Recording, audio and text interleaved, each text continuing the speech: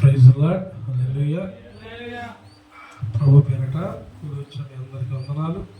అలాగే యూట్యూబ్లో చూస్తున్న అందరికీ వందనాలు. సమయం అయిపోయింది. ఇదినం వాగ్దానం, దేవుని వాక్యము ధ్యానించుకుందాం. యోహాను సువార్త 12వ అధ్యాయం 24వ వచనం. యోహాను సువార్త 12వ అధ్యాయం 24వ వచనం. గోధుమ గింజ భూమిలో పడి చావకుండిన ఎడల అది ఒంటిగానే ఉండెను, అది చచ్చిన ఎడల విస్తారముగా ఫలించెను. హల్లెలూయా.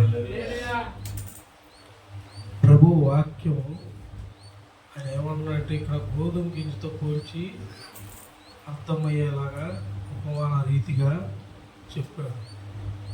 గోధుమ గింజ చస్తే ఫలించిందంట. అలాగే యేసు ప్రభు వారు భూమి మీదకి వచ్చినప్పుడు, ఆయన భూమి మీద ఉన్నప్పుడు, ప్రాంతాలన్నీ తిరిగినప్పుడు, ప్రజలందరి దగ్గరికి వచ్చినప్పుడు, ఆయన చేయవలసిన కార్యాలన్నీ జరిగించినప్పుడు జనాలలో స్వస్థతలు అద్భుతాలు చూశారు, కానీ ప్రభువుని చూడలేకపోయారు, ప్రభువుకి లోబడలేకపోయారు, భయభక్తులు కలిగి నడుచుకోలేకపోయారు, విధేయత లేకుండా పోయింది. కానీ దేవుడు జరిగించవలసినవన్నీ జరిగించి తండ్రి చెప్పిన యథార్థంగా ఈ లోక పాపములకు మోసుకొని పోవు గొర్రెపిల్ల ఆయనే కాబట్టి తండ్రి ఏదైతే చెప్పాడో అది తుదుమటుకు నిర్వివాహకంగా ఎక్కడ కూడా ఇబ్బంది పడకుండా ఆయన ముందు తెలిసే వచ్చాడు. భూమి మీద ఆయన జన్మించటం అనేది జరిగితే పెద్ద అయ్యాక శ్రమల తర్వాత మరణం ఉంటుందని ఆయన తెలిసే భూమి మీదకి వచ్చి మరణం శిలువ త్యాగం ఆయన చేశాడు. కానీ ప్రభువారు మృతి పొందినాక జరిగిన దానికన్నా ప్రభు పునరుద్ధానమై లేచిన తర్వాత ఇప్పుడు జరుగుతున్నదే యేసు అప్పుడు చేసిన ఆ ప్రేమ, త్యాగం, దయాళం, ఆయన కృప, వాత్సల్యత, ఆ అద్భుత కార్యములు ఇప్పుడు బహుగా ఫలించినాయి. హల్లెలూయా. అప్పుడు కన్నా ఎక్కువగా ఇప్పుడు స్వార్థ ఎక్కువగా ప్రకటించబడుతుంది. నమ్మిన వానికి నమ్మిన కంటే ఎక్కువగా కార్యములు జరిగించబడుతున్నాయి. ఆయన భూమికి వచ్చింది, అందుకే పాపుల కొరకు విజ్ఞాపన చేయడానికే భూమి మీదకి వచ్చాడు. యెషయా గ్రంథం 53వ అధ్యాయం 12వ వచనం. యెషయా గ్రంథం 53:12.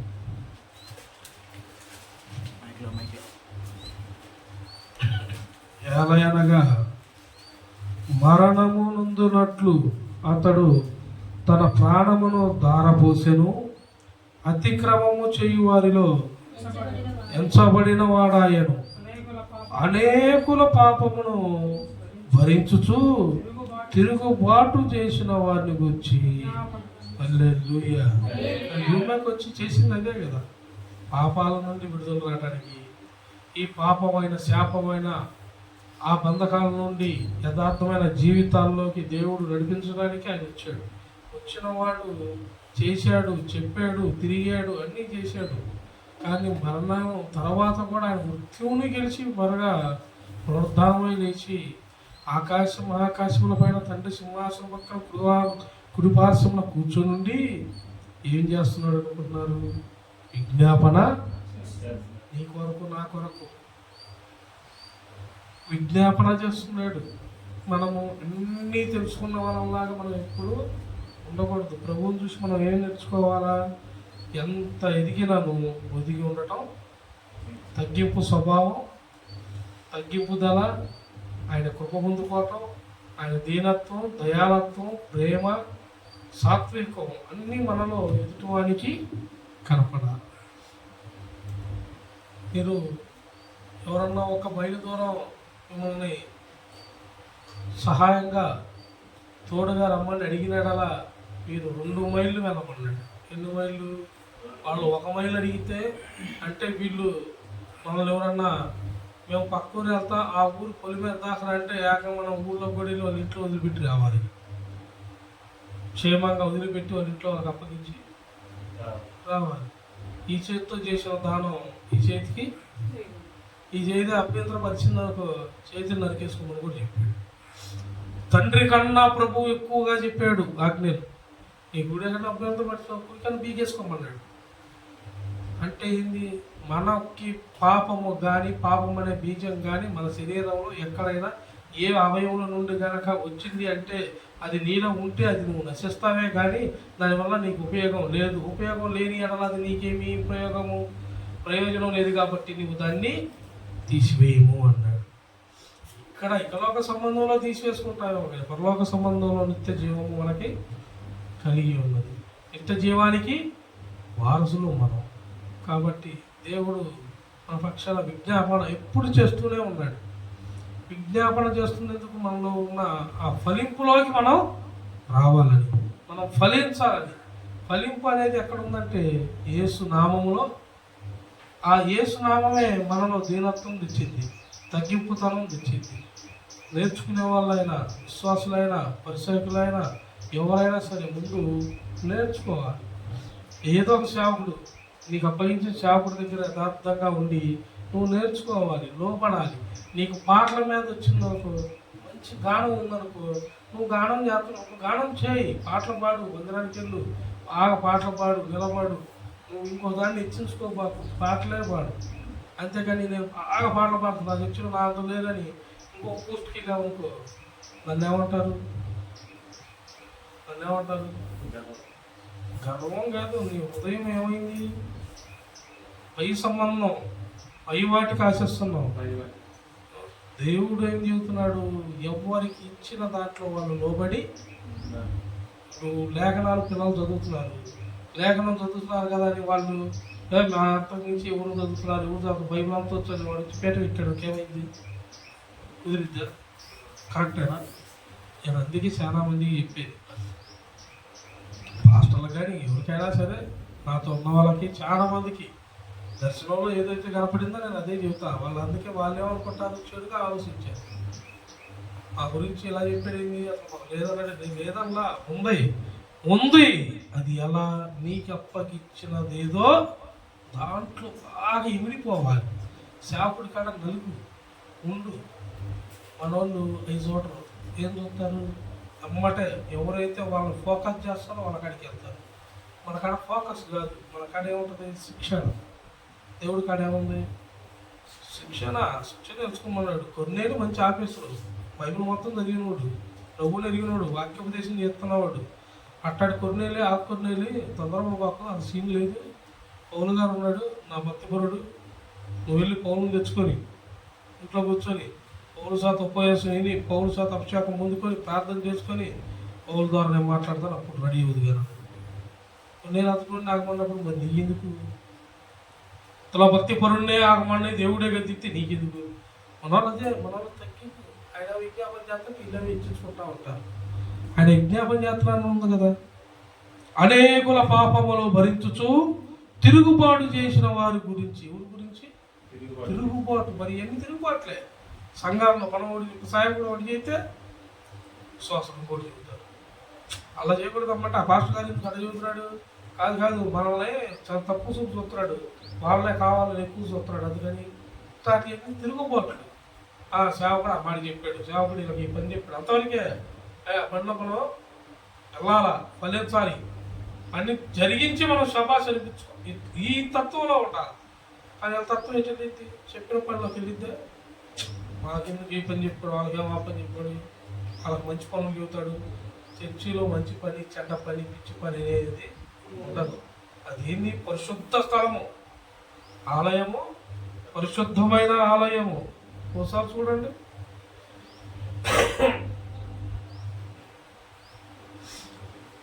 ఆదికాండము 28వ అధ్యాయము 16వ వచనం ఒకసారి చూడండి, చూపిస్తాను. ఆ ఆలయం గురించి చెప్పాలి కాబట్టి ఇప్పుడు చూస్తున్నాను. ఆదికాండము 28వ అధ్యాయము 16. నిద్ర తెలిసి యాకోబు ఆ నిశ్చయముగా యెహోవా ఈ స్థలమందు ఉన్నాడు, అది నాకు తెలియకపోయిననుకొని భయపడి ఈ స్థలము ఎంతో భయంకరము, ఇది దేవుని మందిరమే గాని. హల్లెలూయా.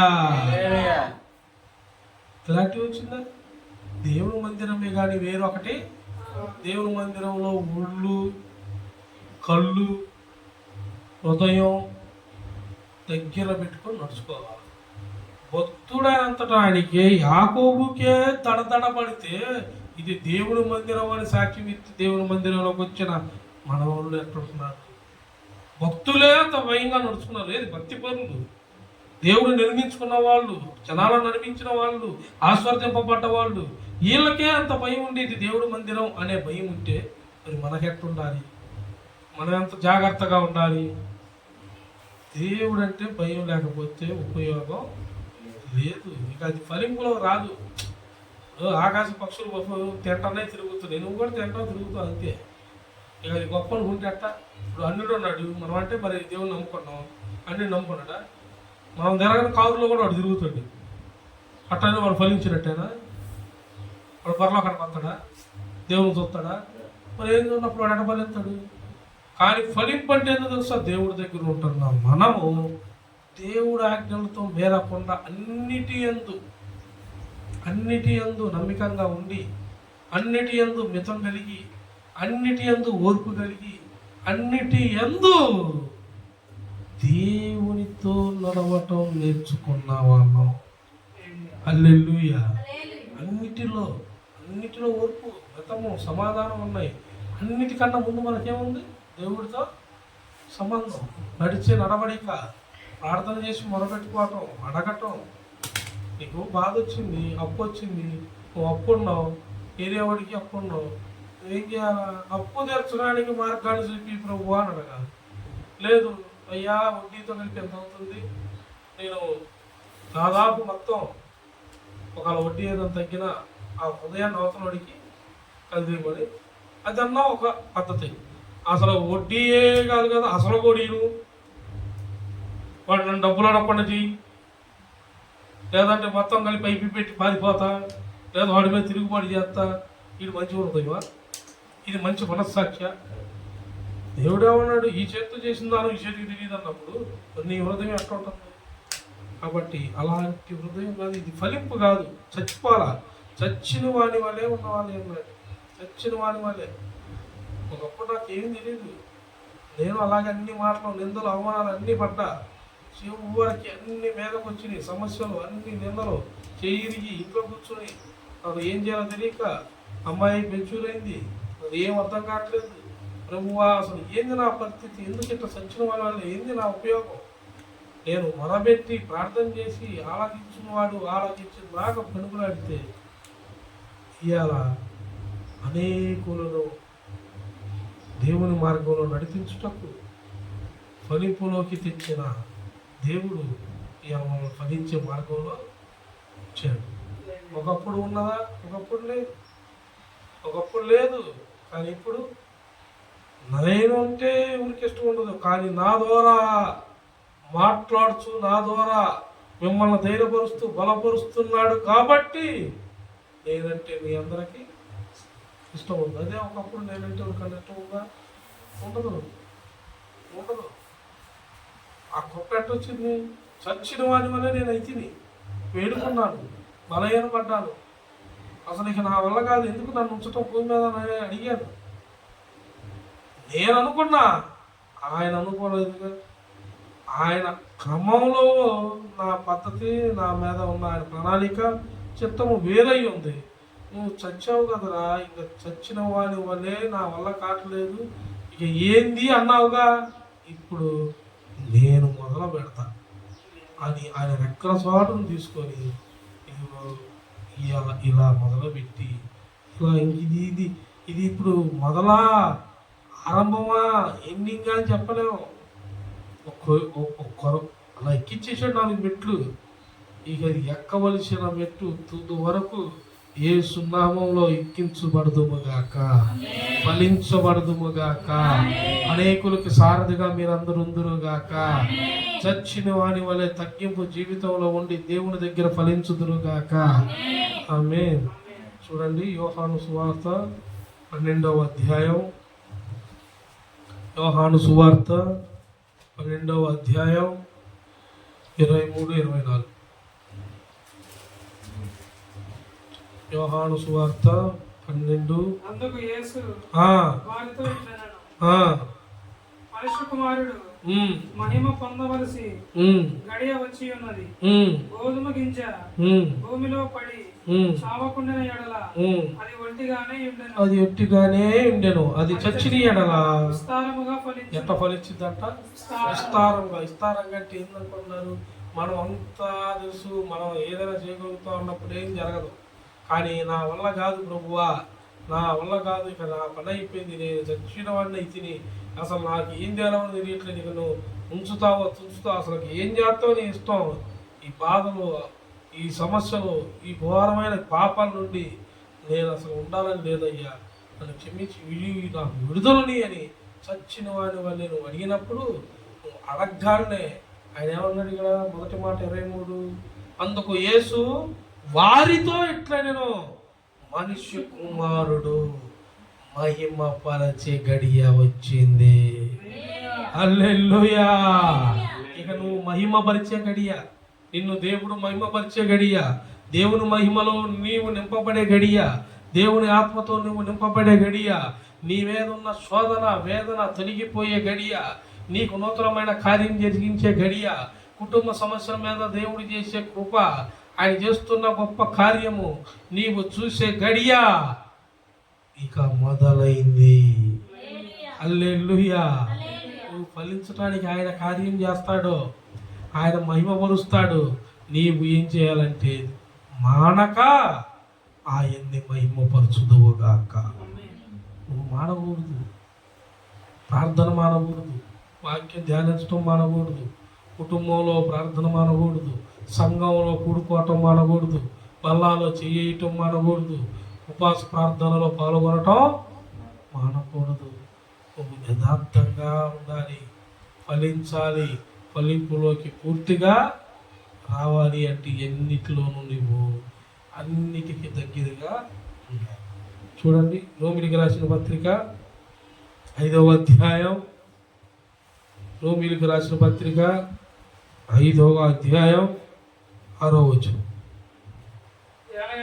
ఏలయనగా మనం ఇంకా బలహీనులమై ఉండగా క్రీస్తు యుక్త కాలమున భక్తిహీనుల కొరకు, హల్లెలూయా, మనం ఇంకా బలహీనులమై ఉండగానే క్రీస్తు ఎవరి కోసం చెప్పాడు? భక్తి గలవారు కనుక, భక్తిహీనుల కొరకు. అందరూ భక్తి గలవారు ఉంటే ఆయన భూమి మీద ఎందుకు రావటం? భూమి మీదకి ఎందుకు రావటం? మనుషులు భక్తిహీనులు అంటే వీళ్ళు పాపాలకి విడుదల ఏది చేసినా కానీ దొరకట్లా. నువ్వు గొర్రెను కాదు, ఏమి అర్పించినా, దేన్ని బలిచ్చినా వీళ్ళు ఏం చేస్తున్నారు? నువ్వు పాపం చేసావు కదా అని పాత నిబంధనలో, నువ్వు తప్పు జరిగిందా, పాపం చేసావా, ఇదిగో దేవుడికి ఒంటెనో గొర్రెనో, ఒంటెనో అంటున్నా, పౌరు పిల్లను, మేకపోతును, గొర్రెనో బలి అనగానే పాపం చేస్తాడు, తాకోడు తెచ్చుకో బలి ఎత్తున్నాడు. బలి ఇమ్మన్నావుగా, పాపం చేసేదే క్షమించి అంటున్నాడు, పాపం చేస్తున్నాడు. మరి అదే జరుగుతుంది. పౌర పిల్లలు పౌరాలను ఎత్తున్నాడు, బలి ఎత్తున్నాడు. ఆయన బలిని కాదు కోరుకునేది, ఆయన బలిని కోరుకోడు, పశువులను కోరుకోడు, నీ హృదయాన్ని కోరుకుంటాడు. ఆయన నీవే ఒక బలిగా మారిపోవాలంటాడు. ఆయన అమ్మాయిడా లేదా? నీకోసం బలి అయ్యాడు, నీకోసం అర్పణ అయ్యాడు, నీకోసం కన్నీరు విడిచాడు, నీకోసం రక్తాన్ని చిందించాడు. ఆయన నడినెత్తి నుండి అరికాల దాకా తూట్లు తూట్లుగా ముళ్ళతోనూ కొరడాలతోనూ చీల్చబడింది శరీరం. ఆయన అంటున్నా కానీ ఆయన ఏమన్నాడంటే, ఏమి అడగల, సిలువెక్కాక ఏమన్నాడు? తండ్రి, మీరేమి చేస్తున్నారో వీరికి తెలియదు అంటే ఎక్కడ కూడా క్షమాపణే. అంత సిలువెక్కి కూడా అంత ప్రాణం ఇంక పోతుంది, అన్ని బాధలు పడతా హింస పడతా కూడా ప్రాణం పోయిందని తెలిసినా కూడా కఠినంగా ఉన్నారు వీళ్ళు అసలు వదలమాకు అలా. తండ్రి వీరు ఏమి చేస్తున్నారో వీరికి అంటే వీరిని క్షమించయ్యా. నన్ను చూసి, నేను పొందిన ఈ బలిని చూసి, నా ప్రాణం పెట్టిన విధానాన్ని చూసి ఈ జనులను రక్షించు అన్నాడు. అదే మనం అంటావా, మన మీద ఇవ్వడం లేదని అన్నాడు అనుకో, వాడు అయ్యిందాక మనం నిద్ర రాదు. ఇక ప్రార్థనలు అట్ట కూడా చేయమని ఫోన్ చేస్తారు, అట్ట కూడా ప్రార్థన చేయమని ఫోన్ చేస్తారు. చాలా మంది ఉన్నారు నా మీద, వాడు ఎవరు చేతపడి ఇంట్లో వాళ్ళు చేశారని వాళ్ళ డౌట్. కానీ వాళ్ళు చేసినా చేయకపోయినా పాస్టర్ గారు అస్సలు వాళ్ళు ఈ తల్లిదండ్రులు లేకూడదు అట్ట చేయి ప్రార్థన నాకంటారు. నేను ఏమన్నా పోటీ పెట్టానా? మంత్రాలు అమ్మబడను, చేతబడి చేయబడినది క్రైస్తవులా లేకపోతే మీరెవరు? ప్రార్థన ఏమడగలబడి తెలియదు జనాలకి. మాస్టర్ గారు నాకు పని లేదు, పని ఉన్నా కానీ పని చేస్తున్నా, నాకు విడుదల లేదు, డబ్బులు వస్తున్నాయి, మందుకో దేనికో అయిపోతున్నాయి, నేను మధ్యాహ్నం నుండి విడుదల రావాలి, రూపాయి మా ఇంట్లో వాళ్ళు తినాలి, నా గురించి ప్రార్థన చేయని అడగాలి. మాస్టర్ గారు నేను ప్రార్థన మరి నేను చర్చికి రావాలి, బాప్తిసం తీసుకోవాలి, మరి నువ్వు ఏం చేస్తావు చెయ్యి అంటే అట్టుండిద్ది. నేనేం చేయమంటావు? నీ వెనకాల తిరగమంటావు. ఇక నేను డబ్బు పట్టుకుని నీ వెనకాల తిరగాలి.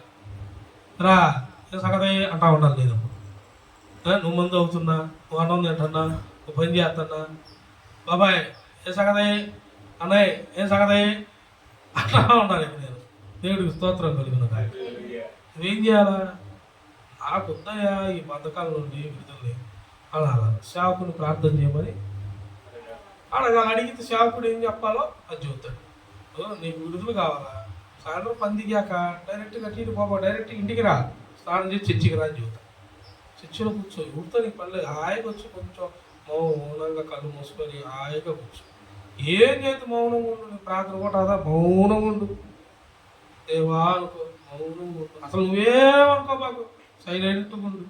ఆయనే నీతో మాట్లాడతాడు, ఆయనే నీతో మాట్లాడుతూ ఇలాగా రేపు రేగా తెలియదు. అసలు ముందు సైలెంట్గా ఉండు.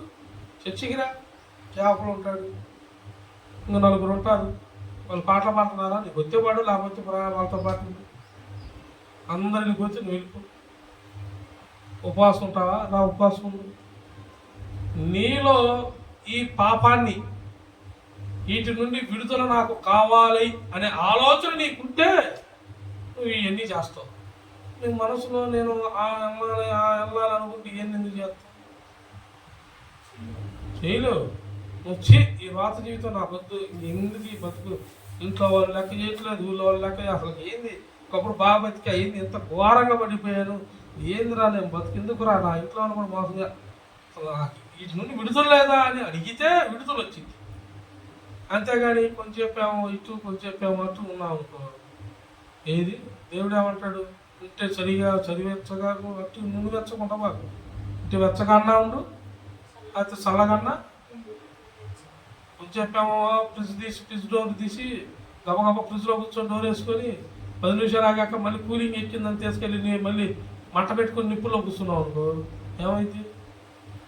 ఎటు కాకుండా మరంతే కదా. గడ్డ కట్టింది, ఐస్ గడ్డ బాగా ఫ్రిడ్జ్ అంతా గడ్డ కట్టింది, గడ్డ తీసావనుకో, బయట పెట్టావనుకో ఏమైంది? అది తీసుకెళ్ళి ఎండలో పెట్టావనుకో ఏమైంది? తొందరగా అయింది. నువ్వు బయట పెట్టి నాకు కరిగిద్ది. అదే బాగా ఎండగా మనకి ఎండలో పెట్టు, కరిగిపోతే కరిగిపోదా? మరి నువ్వు గడ్డ కట్టిన హృదయాన్ని వేసుకొని దేవా దేవా అని నటించి ఎట్ట కుదిరింది? యథార్థంగా అడుగు. నీవుగా తండ్రి యేసయ్యే చచ్చిపోతే కూడా ఫలించమన్నాడు. ఆయన చనిపోయాడు కానీ ఫలించాడు. మరి నువ్వెప్పుడు నీ దేని హృదయంతో ఎప్పుడు అడుగుతావు? నాకు ఎప్పుడు ఈ బంధకాల నుండి విడుదల, ఎప్పుడు నేను ఇంతేనా, నాకు అసలు ఎట్టు ఉండాలని ఇష్టం లేదు, నాకు మార్గం చూపి అసలు అడుగు. ఆయన కాడికి ఎప్పుడు వచ్చి శ్రద్ధగా అడిగాను?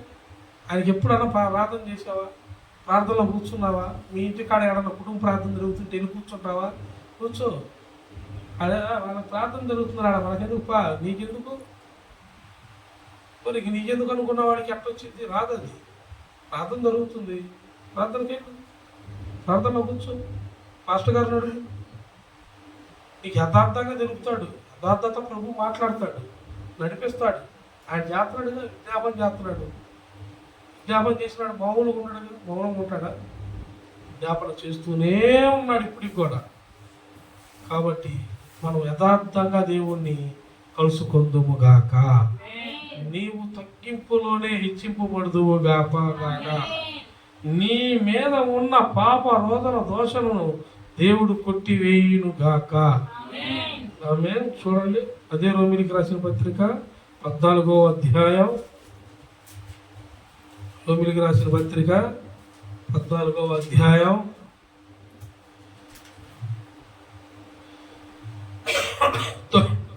9వ వచనం. తాను మృతులకును సజీవులకును ప్రభువునై ఉండుటకు ఇందు నిమిత్తమే కదా హల్లెలూయా మరలా బ్రతికెను. ఎందుకోసం అంట? మృతుల కోసం, సజీవుల కోసమును మృతుల కోసము, ఇద్దరి కోసం. అంటే మృతుల కోసం అంటే చనిపోయారండి, చనిపోయిన వాళ్ళ కోసం పనే ఉంది, బతుకున్న వాళ్ళ కోసం చేయాలి కదా. చనిపోయిన వాళ్ళ కోసం పని, చనిపోయిన వాళ్ళ కోసం పని ఏంటంటే, చనిపోయినోడు భూమి మీద ఉన్నంత సేపే విన్నాడా? ఇప్పుడు వాడు ఏడకి పోయాడు, నరకానికి పోతాడు, పరలోకానికి పోతాడు. కింద బాప్తిసం తీసుకోలేదు, రక్షణ పొందలేదు, దేవుడు మాట వినలేదు, దేవుడు నడవడికలు నేర్చుకోలేదు, అంత పాపభరితమైన బతుకుల్లో బతికాడు, శ్రమల్లో ఉన్నాడు, చనిపోయాడు. ఇప్పుడు వదిలేయచ్చుగా, దేవుడు వాళ్ళని కూడా జ్ఞాపకం చేసుకుంటాడు.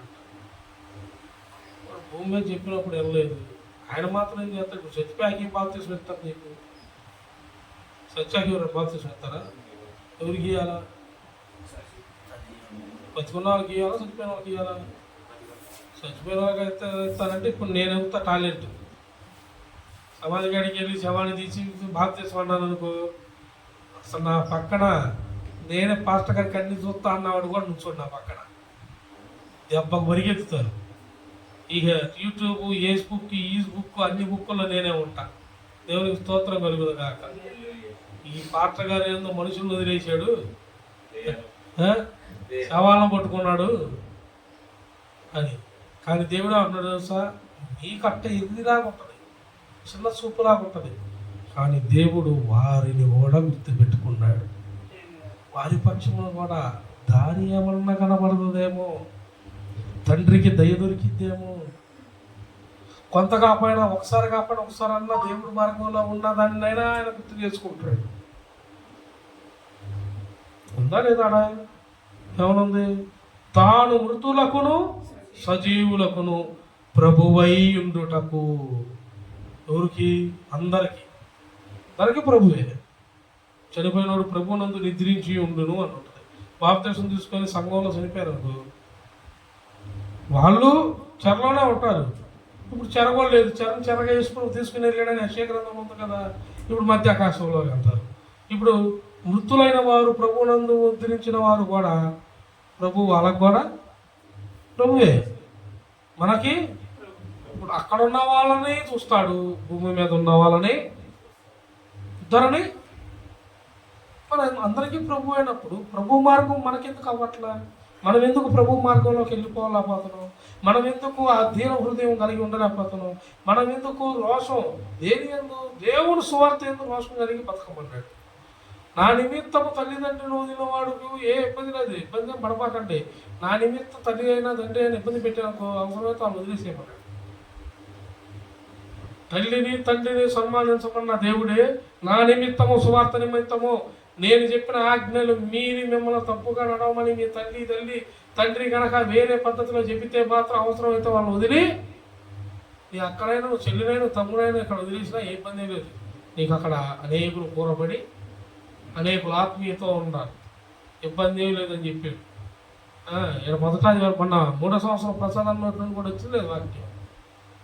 అభ్యంతరం పడితే అవసరమైతే తల్లి మా అయినా సరే, ఎందుకు నువ్వు దేవుడితో నడుస్తున్నావు, నడవరు వాళ్ళు ఏమంటారు, ఇంకో మార్గం చెబుతారు. మరి ఏడావు నువ్వు విన్నది ఒకటే, వాళ్ళు కాదంటావు, వాళ్ళు కాదంటారు. ఏ కాదు ఒక కాదివారం పాప పాస్ట్ నీకు అట్ట చెప్పి నిన్ను మార్చేశాక ఊరికా చర్చికి కాదివారం కాదు ఏమంట అసలు ఆయన ఇక్కడ కూర్చొని ప్రార్థన చేసుకొని పోదాం కదా, మనం బయటికి వెళ్ళాలి. మరి అప్పుడు వ్యతిరేకమా కదా? నువ్వు వారం అంతా ఏం చేస్తున్నా? మీ పనుల మీదే, మీ జలసాల మీదే, మీ ఫంక్షన్లకి అన్నిటికీ తిరుగుతున్నావు. ఆదివారం మీ దినమా? నీ దినం కాదు. ఆదివారం ఎవరి దినం? దేవుని దినం. ఆయన విశ్రాంతి దినంలో నువ్వేంది సొంత పెత్తనం? సొంత పెత్తనం ఏంది? ఈ సొంత పెత్తనాన్ని ఎడగ జరిగింది. ఆయన చెప్పిన మార్గంలో నిన్ను వెళ్ళమంటాడు. మీ ఇంట్లో వాళ్ళు ఏమంటారు? అబ్రాహ్మణుడు అన్నాడు తెలుసా, నీ ఊరిని, నీ ఇంటి వారిని, నీ తల్లిదండ్రిని అందరిని వదిలేసి నేను చెప్పిన ప్రాంతానికి వెళ్ళాడు. మరి మేమ్మ మీ నాన్న ఎలా అట్లా అట్లా ఊరుకుంటారా? ఇలా ఆన్లైన్ ప్రేయర్ ఉందంటాం, ఆన్లైన్ ప్రేయర్ ఉందంటాం, వస్తారా? ఆదివారం ఒక్కరోజే ప్రార్థనకి మా ఇంట్లో పర్మిషన్. ఉపవాస ప్రార్థనకి లేదు, ఆన్లైన్కి లేదు, మీ దేనికి లేదు. ఆదివారం ఒక్కరోజు చాలు. ఆదివారం ఒకరోజు పోతే సజీవుడువా? మరి ఆదివారం ఒకరోజు మమ్మల్ని ఎవరు చెప్పారు? మరి ఏం చేస్తాం? ఇంట్లో వాళ్ళు అన్నారంట. ఇప్పుడు ఇంట్లో వాళ్ళు ఆడిపోతారు. అందుకే నిన్ను ఇబ్బందులు నువ్వు ఫలించలేవు. నువ్వు ఫలించలేకుండా చేస్తున్న వాళ్ళు. అందుకని అవసరమైతే వాళ్ళు వదిలేసి నువ్వు నా కొరకు రావాలి. పౌలు వచ్చాడు, అబ్రాహాము వచ్చాడు, యాకోబు వచ్చాడు. యాకోబు అందుకే మిమ్మల్ని ఇందాక ఆదికాండం చదివించింది. ఆయన పోయి దేవుని స్థలం, ఇది దేవుని స్థలం, ఇది నిత్యముగా దేవుని మందిరం. సాక్ష్యం ఇచ్చాడా లేదా? ఎందుకు ఇచ్చాడు? తల్లి ముందే నేర్పిందని తెలుసా? రెబ్కా ఇస్సాకు దీవిస్తానంటే ఏసేవును మంచి ఆహారం తెచ్చి, మంచి పశువుని తెచ్చి కూరని పెట్టు, నేను నిన్ను దీవిస్తానంటే ఆ మాట రెబ్కా అయింది. ఇస్సాకు భార్య రెబ్కా అయింది. ఇని ఏసావు వేట కలగానే యాకోబుకి ఏం చేసింది అనుకుంటున్నారు? యాకోబుకి నేర్పించింది అమ్మగారు. ఆ పక్కనే ఉంటుంది, ఇందా మీరు చదివిన ఆదికాండం ఉండదు. అమ్మగారు ఏం చేసింది అనుకున్నా? యాకోబుని తెచ్చారే, మీ నాన్న మన్నాయి దీవిస్తున్నాడు, మన్నాయి వేటకెళ్ళాడు, దా. స్వార్థం ఇట్లాంటి తల్లులు ఉంటారండి. అందుకే తల్లిదండ్రులు వదిలేమంది. పెద్దోళ్ళు ఒకలాగా, చిన్నోళ్ళు ఒకలాగా, మధ్యలో వాళ్ళు ఒకలాగా. ఈ కుళ్ళు కుతంత్రాలు అమ్మగారు రెబ్కా బాగుతాయి. అమ్మగారికి ఉందా రేపు పైన, ఈ అమ్మగారికి ఆ అమ్మగారికి మొత్తానికి వేస్తాడు. ఆయన ఏమన్నాడు తెలుసా? సిలువలో నా పక్కటెముకలో పొడిచిన పల్లెంతో పొడిచినోడికి కూడా లెక్క ఉందన్నాడు. నా అంగీని చీట్లుగా తీసి ఆ రోజు ఆడేసారే, వాడిని కూడా వదలని చెప్పాడు. రేపు అందరికీ ఆయన అంత తగ్గింపు జీవితం కలిగి ఉంటే మీరా? ఆమె ఏం చేసింది? రెబ్కా యాకోబుని తీసుకెళ్ళి పుట్టేళ్ళని తీసుకొచ్చి, ఏసేవు రోమములు గలవాడని యాకోబు ఇస్సాకు యాకోబును దగ్గరికి వచ్చాక ఇస్సాకు చేయబట్టుకొని చూస్తాడు. ఏసావు రోమములు ఉన్నాయా లేవా? ఏసావు అయితే రోమములు గలవాడు అని ఉంటుంది. చూస్తాడని ఆమె ఏం చేసింది తెలుసా? ఆ పుట్టేళ్ళను చంపేసి దాని బుచ్చంతా తీసుకొచ్చి యాకోబు కతికిచ్చిన రక్తం రాసి చేతులకి మొత్తానికి కూరండి తీసుకుని వెళ్ళి మీ నాన్న పెట్టానంట. ఏసావుకి పెద్ద వయసు చెప్పాడు కదా, కళ్యాణ కనబడటం చూస్తున్నాడు. ఇట్ట తగిలితే అంట యాకోబు ఒంటి నిండా ఏసావులాగా చర్మం రోమాలు తగిలి. ఎందుకు? అమ్మగారు అతికిచ్చిందిగా. అంత కుట్ర చూడు, మామూలు కుట్ర కాదు, అప్పట్లో కుట్ర చేసిందామా? తగ్గింపాడుందామా? యాకోబుకి ఏం నేర్పించింది? కుళ్ళు. మరి అన్నను కుట్ర చేసినట్టే కదా. ఇస్సాకు ఏమన్నాడు? అన్ననే నువ్వు మంచి మాంసం తెచ్చి నా ఒంటి పెట్టి నేను మనసారా ఆశీర్వదిస్తాను, దీపిస్తాను అన్నాడు. ఆ మాట ఊరి నీ తల్లే ఇస్సాకు భార్య అయినింది. ఇది పెద్ద కొడుకు బయటికి పోగానే చిన్న కొడుకు నుంచి గెలిపింది. ఈ వండి ఆ బొత్తు అంతా దాని హెయిర్ అంతా అతికిచ్చి ఏం తిరిగినట్టు తండ్రి గడికి పంపించింది. తండ్రి నేను నువ్వు చెప్పినట్టు వేటకెళ్ళి మంచి జంతువును వేటాడి తెచ్చాను, ఇదిగో తిను, నన్ను దీవించు అన్నాడు. ఎవరు నువ్వు ఆయన పట్టుకుంటే ఆ రోమాలు తగిలి అట్ట ఒంటి మీద. దానికి ఆయనకి కళ్ళు కనపట్లేదు కదా. ఏసావు అనుకొని పాపం తిని ఇక మనసారా దీవించేసాడు. ఇక దీవెన తీసుకొని పక్కకు పోయాడు. అసలు వచ్చాడు. నానా నువ్వు తెచ్చి నువ్వు చెప్పినట్టు నేను తండ్రి గారు మొత్తం వండాను, ఇదిగో తిని నన్ను దీవించంటే ఇదేందిరా ఇందాకే పెట్టావు దీవించాకంటే ఏంది నానా? నేను పోయి తెచ్చాను వేటాడి, ఇదిగో ఇప్పుడే వండి తెచ్చానంటే దగ్గరికి వచ్చి ఇక్కడ పట్టుకున్నాడంట. అరే ఏసావు నువ్వా? మరి ఇందాక వచ్చినట్టు ఇంకెలిగింది ఇస్సాకి. అది యాకోబు గాడు మోసగాడు. ఎవరు? యాకోబు మోసగాడు. వారి పేరు అది ఫస్ట్ యాకోబుకి, అయ్యగారికి ఫస్ట్ మోసగాడు అని పేరు. తర్వాత మోసగాడైన దేవుడు ఎందు భయభక్తులు కలిగి తన తప్పు తెలుసుకొని యథార్థంగా అడిగాడు కాబట్టి, దేవుడితో పెనుగులాడు కాబట్టి మోసగాడు అనే పేరు తీసేసి దేవుడు నీవు ఇజ్రాయేలువి అని ఇచ్చాడు. పాపం ఒప్పుకున్నాడు, తప్పులు ఒప్పుకున్నాడు. యాకోబు కన్నీటి హృదయం అయ్యాడు. ఉంటుంది, చదువుకోండి ఆది కాలంలో. యాకోబు రాత్రి వేళ తెల్లవారుజామున దేవుడితో పెనుగులాడాడు. పానీలా, నువ్వు నన్ను దీవించు, నాకు మాట్లాడు, నాకు వ్యతిరేకంగా ఉన్న వాళ్ళు ఇప్పుడు మా అన్నయ్య వస్తున్నాడు, ఏసే వస్తున్నాడు, వాడు చంపేస్తాడు, కానీ ఇష్టం బాబోయే, నా వల్ల కాదు, నా తప్పులు ఒప్పుకున్నాడు. తప్పులు ఒప్పుకున్నాడు కాబట్టి దేవుడు ఇక నీ పేరు మోసగాడు కాదే. నీవు ఈ జనములతో అంటే ఈ ప్రజలతోనూ దేవుడితోనూ పోరాడి గెలిచావు కాబట్టి నీ పేరు ఇజ్రాయేలు అన్నాడు. హల్లెలూయా. ఇట్లా తల్లులు ఉంటారండి. అందుకే దేవుడి మార్గంలో ఇబ్బంది పెట్టేవాళ్ళు ఎవరున్నా ఉన్నా లేకపోయినా ఒకటే. దేవుడి మార్గాన్ని వద్దు అన్నారనుకో, గుర్తుపెట్టుకో, ఇక నువ్వు నాకు అక్కర్లేదు అనుకో. నువ్వు నాకు అక్కర్లేదు, వాళ్ళు అంటాం కాదు, నువ్వే నాకు అక్కర్లేదు, నా కోసం ప్రాణం పెట్టిన ఆయన కావాలా, నా కొరకు ముందుగానే ప్రేమించిన ఆయన నాకు కావాలా. ఆయనే నిత్య జీవానికి వారసుడు, నిత్య జీవం ఇవ్వగలవాడు, నిన్న నేడు నిరంతరం ఒకలాగా ఉన్న దేవుడు. హల్లెలూయా. మనం అంతటా మనం ఎప్పటికప్పుడు ఒప్పుకోవాలండి. అన్నింటిలోనూ తగ్గింపు స్వభావం కావాలి, తగ్గింపులో ఉండాలి. మనం దేవుని మార్గంలో ఉండాలంటే నువ్వు పూర్తిగా చచ్చిన వారి వల్లే నీవు అయిపోవాలి. అప్పుడు నీవు బహుగా ఫలిస్తావు, ఫలించి విస్తరిస్తావు. హల్లెలూయా. దేవుడు ఎవరితో ఏ బాధల్లో ఉన్నారో, ఎవరు మొరపెట్టారో తెలియదు, కానీ నీవు ఇయ్యాల కాబట్టి అదే పని అంటావు. నీవు ప్రార్థన చేసావు, నీ పాపాలు ఒప్పుకున్నావు, దేవుడు అంటున్నాడు ఇక నీ పాపములు కొట్టివేయబడ్డాయి, ఇక నువ్వు ఫలిస్తావు, నీ రోత జీవితం నుండి నీకు విడుదల. హల్లెలూయా. ఎవరో చెప్పట్లేదు, పరిశుద్ధాత్మ దేవుడు చెబుతున్న మాట, పరిశుద్ధాత్మతో నింపబడిన మాట ఇది, నేను చెప్పే మాట కాదు. కాబట్టి నువ్వు నిశ్చయముగా నమ్ము, నువ్వు యథార్థంగా ఉండు, తగ్గింపులోనే ఉండు. దేవుడు నిన్ను ఫలింపజేయునుగాక, మీరు ఫలించుదురుగాక, బహు గొప్పగా ఆశీర్వదించబడుదురుగాక, బహు గొప్పగా ప్రార్థన జరిగించుదురుగాక, బహు గొప్పగా సంఘ పరిచర్యలో వారబడుదురుగాక, బహుగా మీరు ఎన్నడి చూడని ఆశీర్వాదమును మీరు చూచుదురుగాక.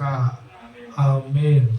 ఈ వాక్యము మన హృదయములో నాటింపజేయునుగాక.